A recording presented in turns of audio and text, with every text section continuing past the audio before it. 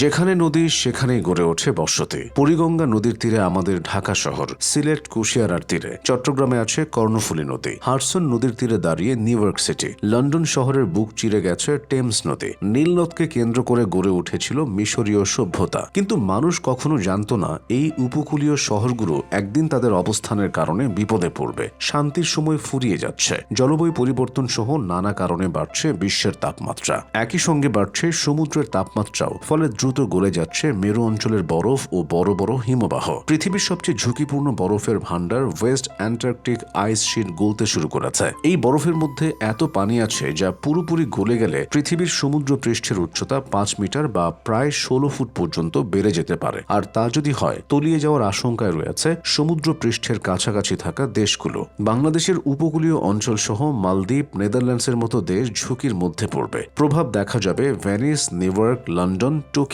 Shanghai ও মুম্বাইয়ের মতো গুরুত্বপূর্ণ শহরে। সবচেয়ে বেশি ঝুঁকিতে পড়বে বিভিন্ন দ্বীপরাষ্ট্র। মালদ্বীপ, কিরিবাতি, টুভালুর মতো ছোট ছোট দ্বীপরাষ্ট্র মানচিত্র থেকে চিরতরে মুছে যাবে। শুধু শহর বা দ্বীপরাষ্ট্র নয়, উপকূলীয় কৃষিজমি ও মিঠা পানির উৎসও লবণাক্ত পানির কারণে ব্যাপকভাবে ক্ষতিগ্রস্ত হবে। এর ফলে খাদ্য উৎপাদন কমে যাওয়ার পাশাপাশি বিশুদ্ধ পানিরও অভাব দেখা দেবে। এতে নিশ্চিত সংকটের মুখে পড়বে পৃথিবীর অর্থনীতি ও সামাজিক কাঠামো। সুন্দর এই পৃথিবীর রূপ রঙের প্রায় সবটাই মাটির উপর দাঁড়িয়ে। মাটিতে ফলে ফসল, যা খেয়ে বেঁচে থাকে মানুষ। মাটিতেই বাঁধে ঘর সংসার, জন্ম দেয় সন্তানের। আর এই মাটি যদি না থাকে তাহলে কি হবে? গলতে গলতে যদি সব বরফে পানি হয়ে যায় তাহলে কি হবে? প্রথমে এর প্রভাবে তলিয়ে যাবে বিশ্বের 7টি মহাদেশের কিছু না কিছু অংশ। সমুদ্র পৃষ্ঠ থেকে যেসব অঞ্চল 230 ফুটের মধ্যে অবস্থিত, অবধারিতভাবে সেগুলো তলিয়ে যাবে। এর ফল বাংলাদেশের জন্য হবে মারাত্মক। সমুদ্র পৃষ্ঠের উচ্চতা যেভাবে বাড়ছে, তাতে 2050 সালের মধ্যেই পানিতে তলিয়ে যেতে পারে দেশের 8 জেলার উপকূল। সম্ভাবনা রয়েছে বাংলাদেশের 17% ভূমি পানিতে তলিয়ে যাওয়ার। আর যদি বিশ্বের সব বরফ গলে যায়, তাহলে পৃথিবীর মানচিত্রে হয়তো বাংলাদেশ নামে কোনো দেশ থাকবে না। পুরোটাই গিলে খাবে সমুদ্র। উন্নত বিশ্বগুলো বিপদ আজ করতে পারলেও নিচ্ছে না কোনো ব্যবস্থা, অথচ অস্তিত্ব বিলীন হয়ে পড়তে পারে তাদেরও। ডুবে যাবে অস্ট্রেলিয়ার সমুদ্র তীরের 80% এলাকা, ভেসে যাবে ইতালির ভ্যানিস শহর, অস্তিত্ব থাকবে না নেদারল্যান্ডসেরও। পানিতে তলিয়ে যাবে ইংল্যান্ডের 80% এলাকা। আমেরিকার স্বাধীনতার প্রতীকে পরিণত হওয়া স্ট্যাচু অফ লিবার্টির 90%ই যাবে ডুবে। হন্ডুরাস, মিয়ানমার, হাইতি, নিকারাগুয়া, ফিলিপাইন্সও চলে যাবে পানির নিচে।